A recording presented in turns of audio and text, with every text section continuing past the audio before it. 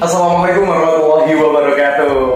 Waalaikumsalam warahmatullahi wabarakatuh. Halo pelajar Madani, pelajar Muhammadiyah Jawa Timur.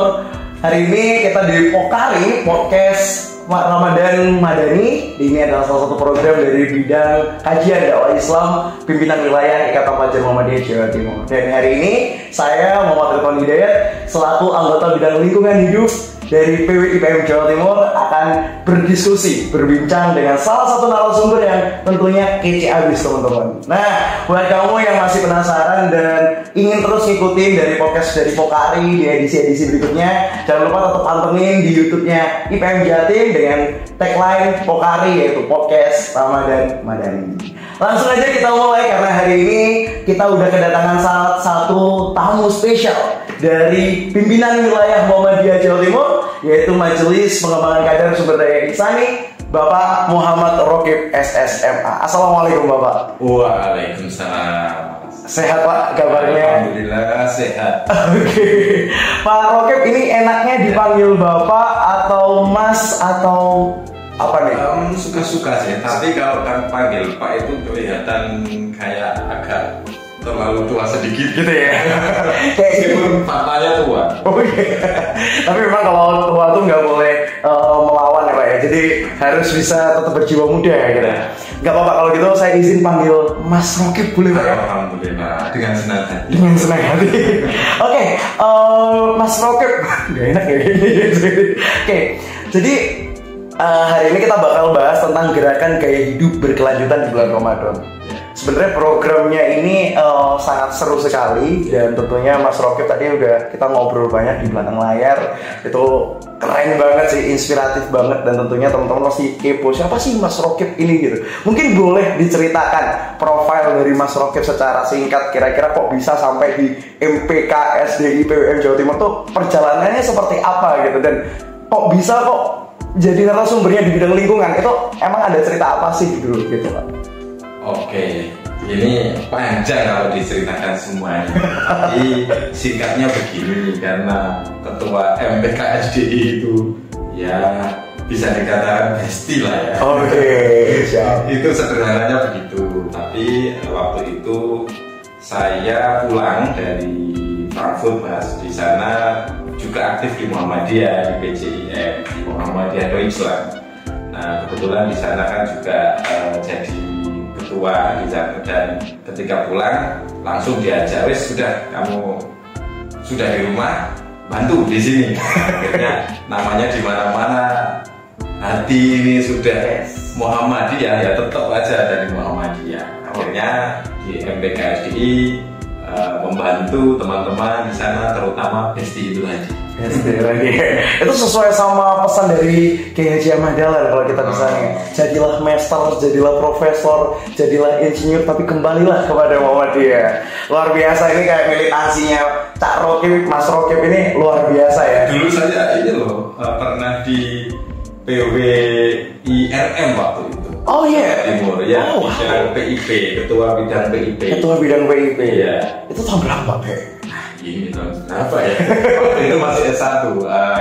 Sekitar tahun kemungkinan antara 2006 sampai 2008. Oke, itu masa-masa transisi mau kembali ke IPM ya, waktu itu. Ikut terakhir IRM ya. Perdebatan nomenklatur itu dari remaja ke pelajar. Panas-panasnya IPM di dalam internal. Tapi kita nggak akan bahas tentang IPM Mas Rokib, karena kita pengen bahas tentang lingkungan. Dan tentunya kita pengen tahu background dari Mas Rokib ini dulu, kalau boleh tahu secara pendidikan deh, itu dulu pelajar kuliahnya di mana, terus misal kayak sekolahnya di mana, dan kok bisa sih sampai ke lingkungan tuh gimana ceritanya gitu, kok bisa isunya itu bisa fokus ke lingkungan gitu. Nah ini kalau ditanya tentang background sekolah ini agak aneh ya. Saya mengenyam pendidikan tidak selalu linear.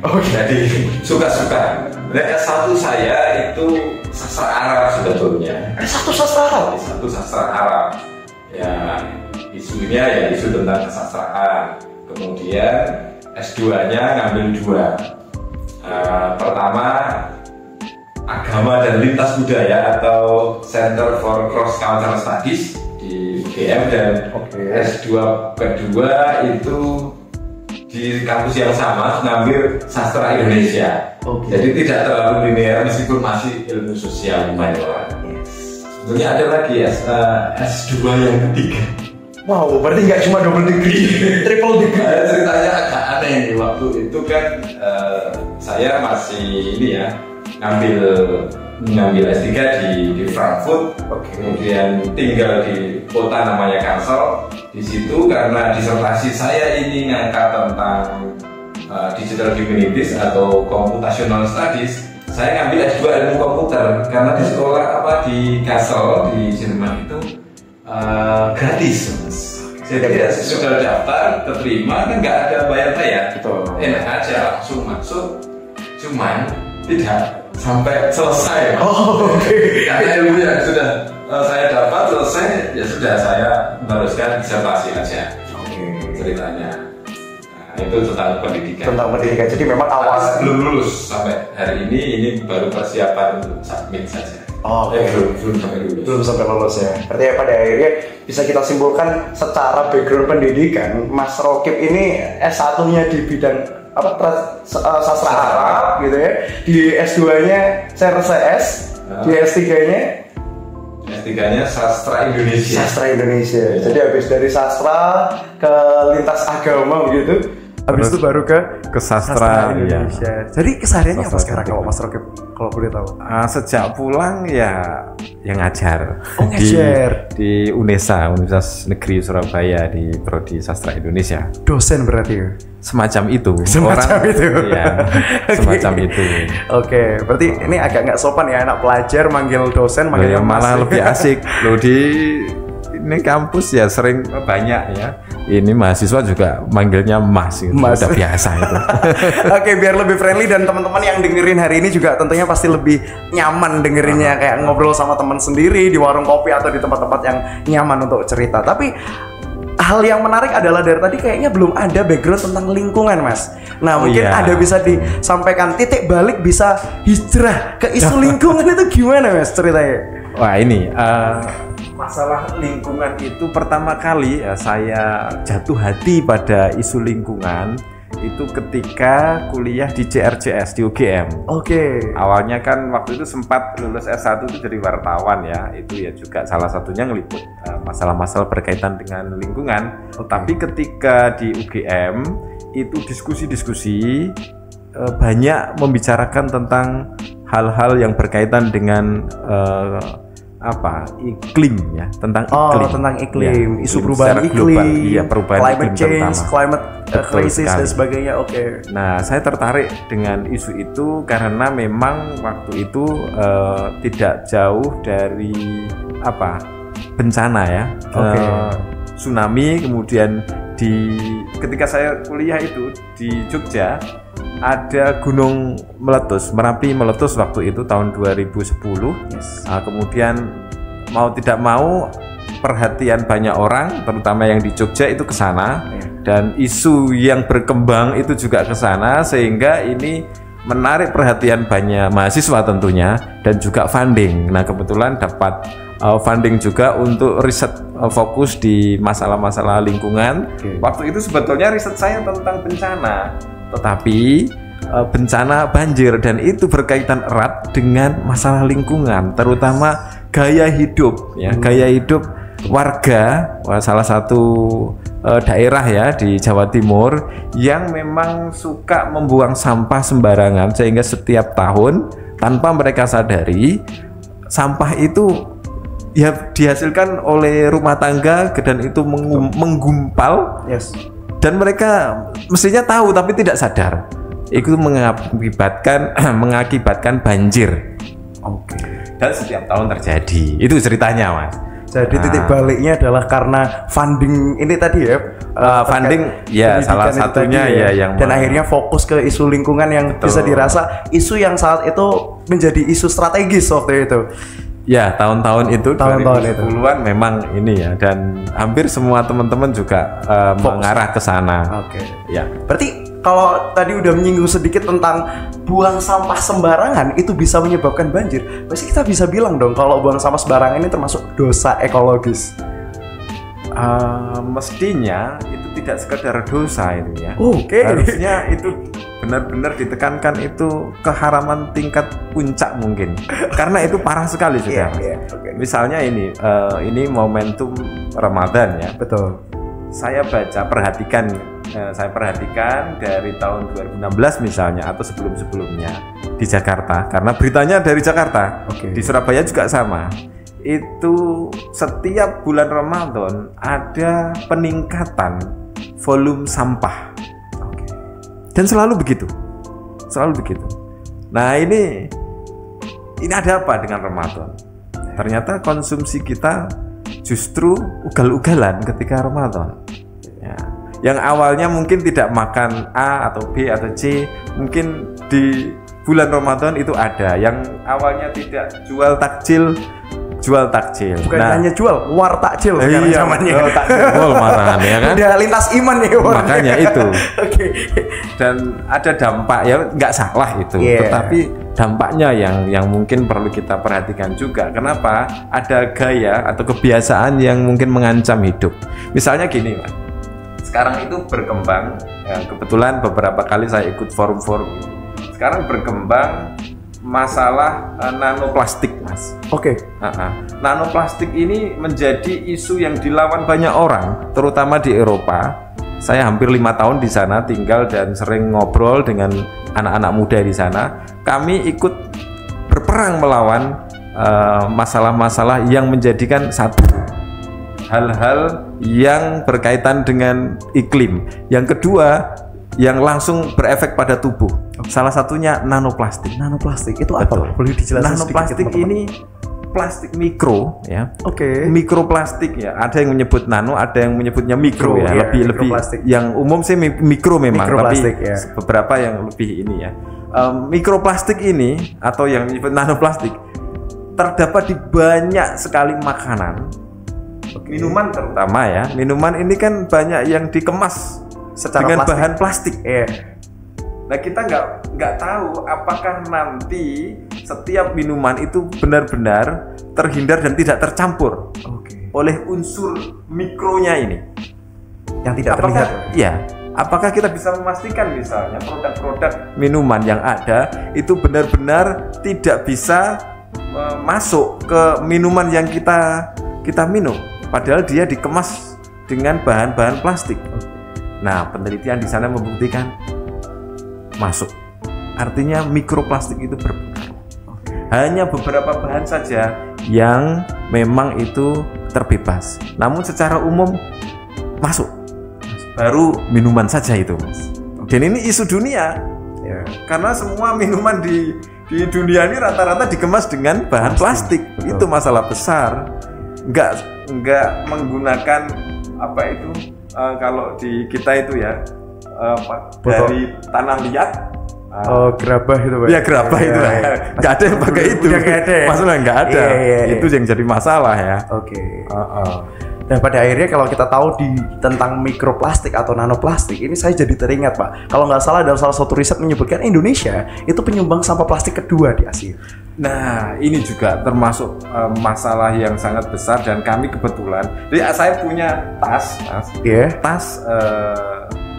Tas ini terbuat dari plastik. Jadi ada gerakan anak muda yang membuat startup, menciptakan atau membuat tas yang memang dia itu dibuat dari sampah plastik laut. Nah, dia membeli sampah plastik ini khususnya dari Indonesia, Filipina, kemudian kalau tidak salah Thailand.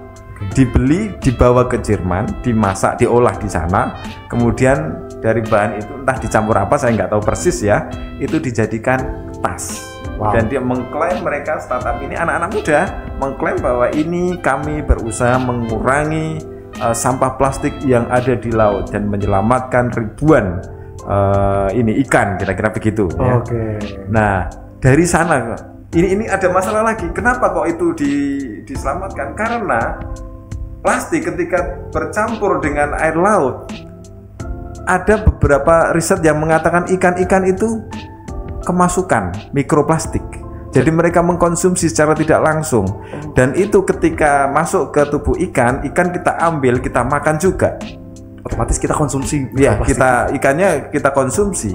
Dan mikroplastik yang bersemayam dalam tubuhnya ikan itu masuk, akhirnya ikut bersemayam dalam tubuh kita. Dan ini lama-kelamaan berefek. Dan efeknya memang jangka panjang sih. Namun ini sangat berefek.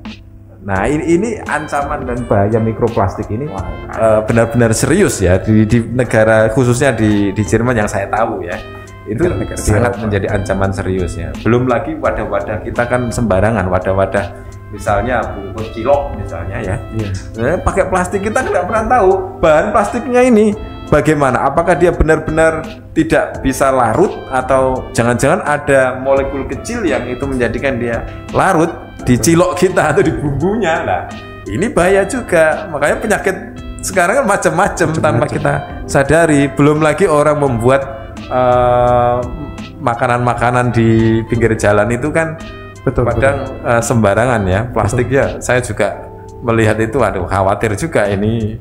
Betul. Banyak hal yang ini ya. Jadi PR ya sebenarnya ya. Betul sekali. Betul Mas Ragib. Jadi kita di masa-masa Ramadan ini itu banyak banget kayak orang yang jual takjil, dan itu sembarangan banget. Dalam arti sembarangan ini mereka akan menjual dan mengemas itu dengan mudah dengan plastik-plastik apa adanya dan sebagainya, dan secara tidak langsung tanpa kita sadar, saat kita beli sedikit aja itu bisa menjadi salah satu permasalahan buat kita.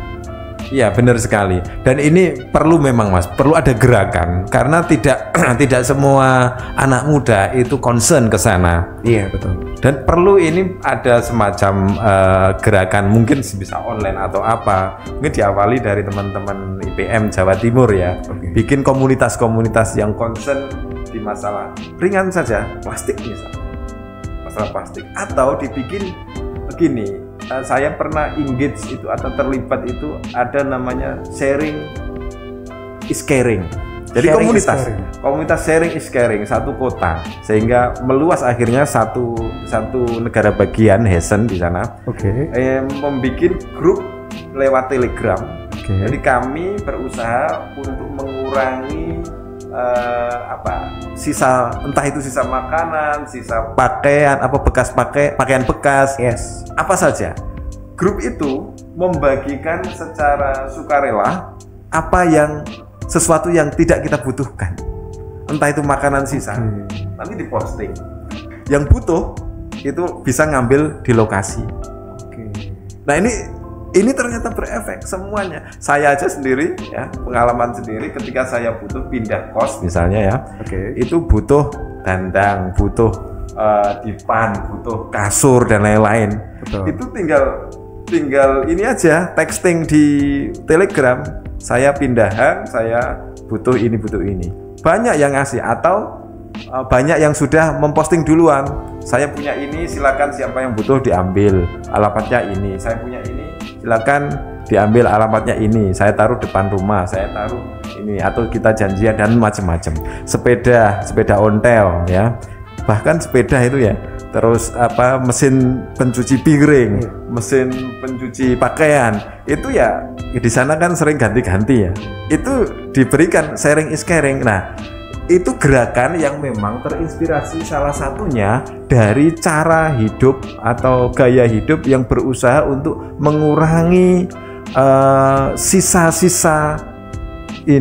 atau bekas hal yang sudah kita pakai menjadi sampah, itu dikurangi. Baik itu baju bekas, baik itu semuanya bekas, tidak hanya makanan dan sebagainya. Tidak hanya makanan, bahkan di situ komunitas yang saya ikuti itu diikuti oleh toko-toko roti di sana. Toko roti itu banyak yang ikut karena apa? Toko roti setiap tidak habis itu langsung posting. Nah, banyak orang, terutama mahasiswa, salah satunya saya ya, itu ngambil roti. Karena memang malam kan jam 9, roti itu kan sehari harus habis kan. Besoknya harus baru lagi. Nah, akhirnya saya juga selalu update itu untuk ngambil roti di sana kan roti yang kaku keras itu digeraji kalau mau makan kan. Kalau itu dipakai embalang asu lempar anjing itu anjingnya mati itu saking kerasnya roti itu ya. Nah, hal-hal seperti itu sepertinya perlu digerakkan itu Jadi misalnya sharing is caring untuk mengurangi siklus ini, Mas. Siklus sampah yang terlalu cepat. Oke. Dan memanfaatkan Bahan secara daur ulang dan sebagainya secara tidak langsung ya. Betul, Ini semuanya. Ini sebenarnya kita melihat fakta. Kalau kita tahu di tempat pembuangan akhir, terutama di Indonesia, di beberapa TPA itu udah kayak gunung. Mas. Ya, itu. Wih, itu kalau kita jalan-jalan lihat gunung itu nggak ada bedanya sama gunung TPA udah tinggi. Apalagi isu yang sering kali diangkat di HPSN, Hari Peduli Sampah Nasional, itu selalu peristiwa di TPA Bantar Gebang. Itu kan udah tinggi banget, dan itu sebenarnya dosa ekologis kita saat kita tahu itu produksi kita dari apa yang sudah kita konsumsi, tapi kita tidak mengolah itu. Jadi sampah-sampah rumah tangga saat orang tuh kayak sekedar kita beli sesuatu, makan sesuatu, habis itu kita buang sederhana, tapi kita tidak mikirkan sampah itu akan kemana gitu. Iya, benar sekali, Mas. Ini juga kegagalan manusia. Kegagalan manusia. Karena apa? Itu membuktikan bahwa kita tidak sanggup mengelola apa yang kita konsumsi atau tidak sanggup mengatur apa yang kita butuhkan sendiri. Oke. Bahkan ini era keberlimpahan tidak hanya informasi, tapi ada yang menyebut keberlimpahan konsumsi atau bahan makanan. Itu kayak ingat ini siapa seorang penulis Harari ya. Harari. Noval Yuval Harari itu dalam bukunya Homo Deus ya kalau nggak salah. Homo Deus. Nah ini pada fase ini sebetulnya manusia itu banyak yang meninggal karena makanan yang berlimpah. Betul. Bukan karena kemiskinan, bukan karena kekurangan makanan. Ini saya membayangkan meskipun itu prediksi ataupun asumsi-asumsi, tetapi faktanya mengarah ke sana, Mas. Nah itu perlu jadi ini kita ya, jadi refleksi. Ini mengapa sih kita yang memiliki banyak, bahkan ini ada agama juga ya, unsur nilai, ada nilai budaya, nilai agama, kok tidak mampu mengelola, mengatur sampah. Itu kegagalan loh, sampah menumpuk sampai menggunung itu sangat gagal. Kenapa? Harusnya kita bisa itu mengelola. Sekarang ada permasalahan yang sangat-sangat pelik ya. Ketika dari rumah tangga sendiri atau dari rumah per rumah itu kita belum terbiasa memilah sampah. Semua sampah jadi campur. Sampah bio yaitu sampah organik ya maksud saya. Kemudian yang plastik yang ini jadi satu. Harusnya idealnya kalau kita berpikir berkelanjutan, ini sudah mulai ditata. Jadi mestinya dari rumah itu kita sudah mulai mengkampanyekan pada diri sendiri untuk satu plastik, satu kresek misalnya ya, satu kresek ini untuk sampah organik itu, satu kresek sampah mungkin plastik ya, dan satunya lagi 3 biasanya Mas kalau di sana ada termasuk kertas itu ya. Nah itu ada 3 biasanya kalau di sana. Nah ini kebiasaan ini yang perlu dikampanyekan. Bener banget. Saya kira kalau misalnya IPM mampu untuk mengkampanyekan ini, kemudian bekerja sama dengan pihak pengelola sampah, ini saya kira akan menjadi masalah yang sangat-sangat mulia atau kebiasaan yang mulia kalau bisa dibentuk itu dan dikampanyekan ke sekolah-sekolah lewat anak-anak itu. Andai kan bisa ya. Nah itu berkelanjutan. Sebetulnya isu yang sederhana tapi sangat-sangat sangat penting sekarang yang ada di lingkungan kita, yaitu pemilahan sampah. Kita belum mampu membiasakan itu. Sekedar memilah. Nggak perlu pakai ya perlu mungkin ya pakai dalil-dalil agama ya. Tetapi kebiasaan itu memang harus dibentuk dari mungkin ya TK atau PAUD kemudian SD, SMP. Nah itu IPM strategis untuk mengkampanyekan itu, bekerja sama dengan banyak pihak, mungkin dengan EU misalnya. Kemarin tadi saya cerita ya, kemarin kami di MPKSDI itu ngundang salah satu wakil duta besar Uni Eropa. Kami bicara banyak mengenai isu-isu lingkungan termasuk di dalamnya sampah. Mereka menantang, ayo coba Muhammadiyah di Jawa Timur kita mendesain sebuah program bersama-sama yang itu membiasakan generasi muda untuk sadar akan ini kehidupan hidup yang berkelanjutan. Tentang hidup yang berkelanjutan. Salah satunya bagaimana kebiasaan atau membiasakan diri mengelola sampah sejak dini. Sampah dimulai dari sampah karena efeknya luar biasa. Kita bicara tentang banjir tadi saya bilang, kemudian bicara konsumsi ikan di lautan. Nah, ini tidak lepas dari itu karena efeknya memang besar sekali sampah ini. Iya, betul. Bahkan mungkin perubahan iklim salah satunya ya dari sampah. Kalau ada yang mengurut-urut ya digaduk-gadukkan ya bisa saja. Cuman secara tidak langsung gitu, Mas. Nah, kalau di laut memang jelas itu kenapa misi dari beberapa teman-teman di sana itu membuat startup ya. Kemudian dibikin tas, dan tasnya bagus sebetulnya. Kalau mau lihat saja, tapi ya saya nggak punya dua. Ada itu di rumah tasnya. Dan itu terbuat dari plastik dicampur dengan sedikit bahan yang lain, tapi betul-betul plastik itu. Tas saya itu. Tas dari sisa-sisa sampah plastik. Bukan sisa-sisa, dari sampah plastik. Dari sampah plastik. Laut.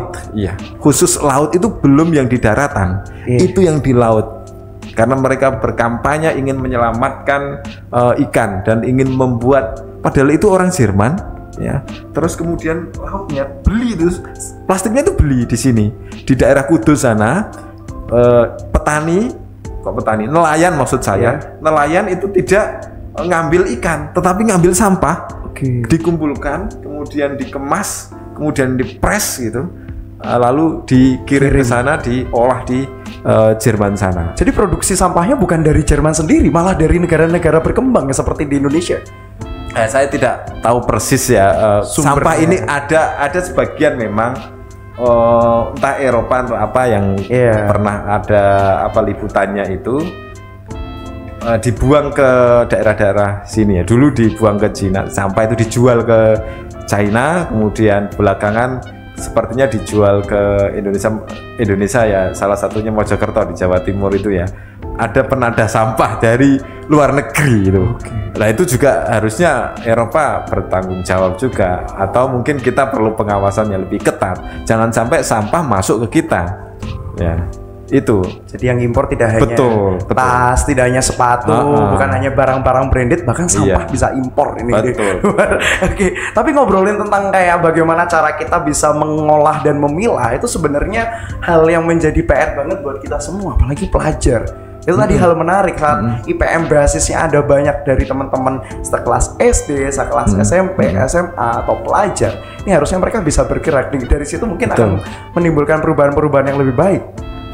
Betul, bikin aja Mas semacam award misalnya ya, semacam award atau siapa teman-teman dari sekolah-sekolah tertentu yang punya ide startup yang itu mengelola sampah, dibikin komunitas dulu seperti tadi, sharing is caring itu ya, itu kan mudah diwujudkan. Kemudian follow up-nya itu membuat startup kecil-kecil, nah itu nanti bisa itu semestinya. Ya bisa berkembang. Ada juga sepatu kan dari plastik itu kan banyak. Kemudian sandal dari plastik itu usaha untuk mengurangi, mengurangi. Berarti kita selalu ingat nih kampanyenya teman-teman yang peduli terhadap lingkungan, ada konsep 3R, reduce, reuse, recycle, mengurangi, menggunakan kembali dan mendaur ulang.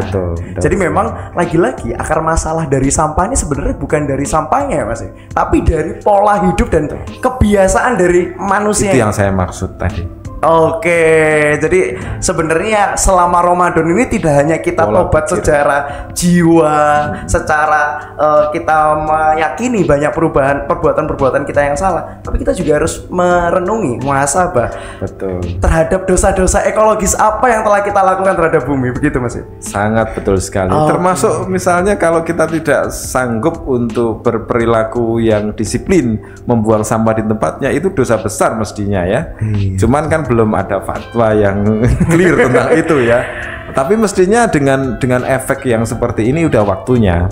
Efeknya memang besar, termasuk yang saya katakan tadi mikroplastik itu efeknya kan luar biasa. Itu bahkan bisa lebih jahat mungkin ya dari semacam opium atau yang lainnya. Oke. Karena itu mematikan juga nanti. Oke, thank you Mas Ragib. Jadi, tapi sebelumnya dari semua konsep yang telah kita bicarakan tadi, bahkan beberapa inspirasi dari negara Eropa, kira-kira hal apa yang teman-teman pelajar bisa dilakukan untuk gaya hidup berkelanjutan? Apakah harus memulai dengan membawa tumbler atau apa sih Mas cara-cara yang mungkin sederhana nih teman-teman pelajar kan mungkin uang sakunya nggak banyak nih ya, jadi cuma berapa gitu. Kira-kira apa sih yang bisa teman-teman lakukan sebelum kita membuat komunitas dan sebagainya? Apakah dimulai dari diri sendiri dengan memilah sampah atau memang kita harus melakukan sesuatu gerakan yang besar, misal kayak ada nih beberapa gerakan anak muda yang membersihkan pantai, salah satunya mungkin kita tahu ya Pandawara gitu ya. Itu kan sebenarnya cuma karena bestie-bestinya mereka, terus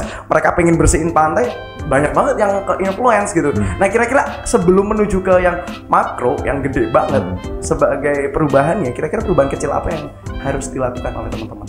Saya malah kepikiran yang sederhana tadi, komunitas tadi, sharing is caring. Sharing is caring. Sharing is caring. Misalnya itu gak hanya salah satu ini aja ya cara, tapi ini bisa membantu ke sana. Ketika kita sudah bisa membentuk komunitas itu, membagikan apa yang kita miliki yang sudah tidak kita pakai lagi, orang lain tentunya ketika butuh itu akan memanfaatkannya, dan itu benda atau barang itu tidak kemudian menjadi sampah kan. Betul. Nah ini maksud saya, jadi kalau itu bisa dilakukan secara berkelanjutan, konsisten ya, kita biasakan seperti itu. Jangan sampai misalnya saya punya baju yang sudah nggak tak pakai, kemudian saya share, ada yang butuh diambil, kemudian nanti dia sudah nggak butuh lagi, ada yang butuh lagi diambil, itu mengurangi. Itu baru baju, belum lagi barang-barang yang lainnya. Nah ini yang kebiasaan ini salah satunya ya, yang nantinya bisa saja di komunitas katakanlah Telegram itu ya, ini ada semacam ini gerakan yang itu ditularkan, misalnya ini kalau kita membuang sampah itu perlu ada pemilahan antara sampah plastik, sampah ini, sampah itu kebiasaan awal ya. Karena meskipun kita sama-sama dewasa seperti ini ya, sudah kuliah, sudah ini, belum tentu punya kebiasaan seperti itu. Saya sama istri aja sudah berusaha mati-matian untuk memilah. Ya ini ada berapa kresek ya. Kami sediakan ini untuk sampah plastik, ini untuk kertas, ini untuk sampah bio, sampah apa tadi? Organik ya, sampah organik.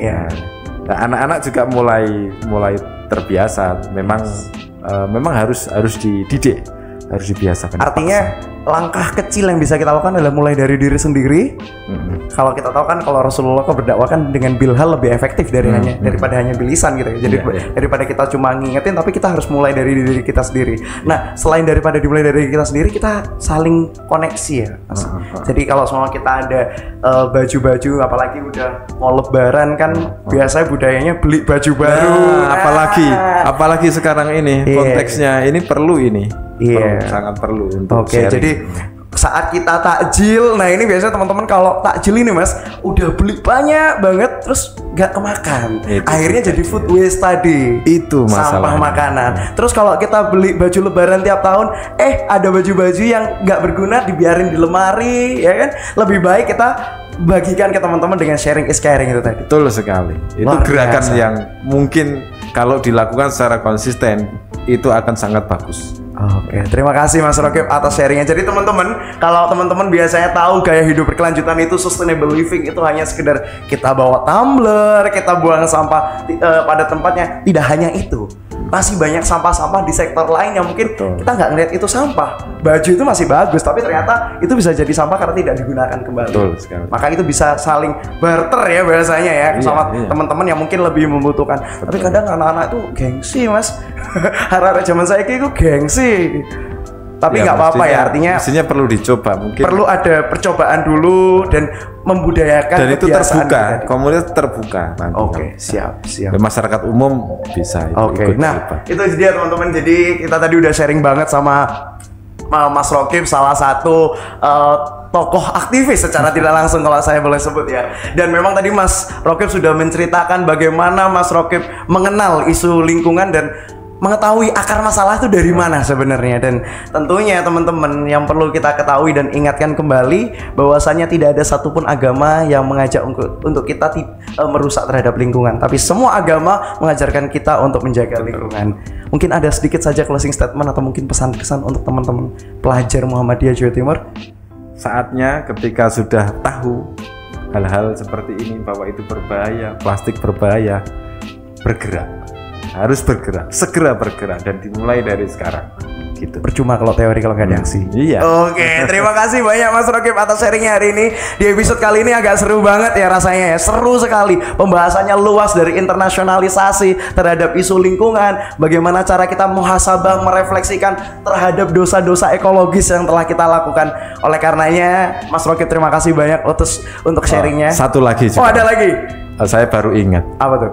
Untuk isu yang satu ini ya, jika Anda pelajar yang ingin terus menggali ilmu, ini isu yang seksi sehingga kalau mau menekuni ini untuk kuliah lanjut dan juga untuk semacam exchange menjadi aktivis yang memang bisa berkelana kemana-mana, segera bergabung mencari komunitas, kemudian menekuni, bergabung, nanti akan ada banyak peluang, terutama semacam beasiswa itu. Oke. Di isu masalah lingkungan. Ya, luar biasa teman-teman. Jadi isu lingkungan tidak hanya sekedar isu yang kita bahas di dalam ranah perbicaraan sosial media, mungkin ranah diskusi-diskusi secara offline, tapi ternyata ada peluang-peluang ya, dari peluang pendanaan, peluang beasiswa dan sebagainya. Nah, banyak ini sekali. semangat Sangat buat teman-teman pelajar, salah satunya Mas Rokib udah bisa ke Jerman karena isu lingkungan juga secara nggak langsung. Salah satunya ya itu. Itu teman-teman, semoga bisa menginspirasi. Terima kasih banyak Mas Rokib atas waktunya. Ini karena kita harus dibatasi waktu, jadi mungkin kita bisa sharing-sharing lagi di episode-episode berikutnya. Tetap pantau terus dan ikuti terus Pokari Podcast Ramadan Madani dari PWIPM Jawa Timur, dan stay tune di channel YouTube PWIPM Jawa Timur. Jangan lupa follow IG dari @ipm_jatim. Terima kasih Mas Rokib. Terima kasih atas waktu dan sharingnya. Terima kasih pelajar Muhammadiyah Jawa Timur. Wassalamualaikum warahmatullahi wabarakatuh.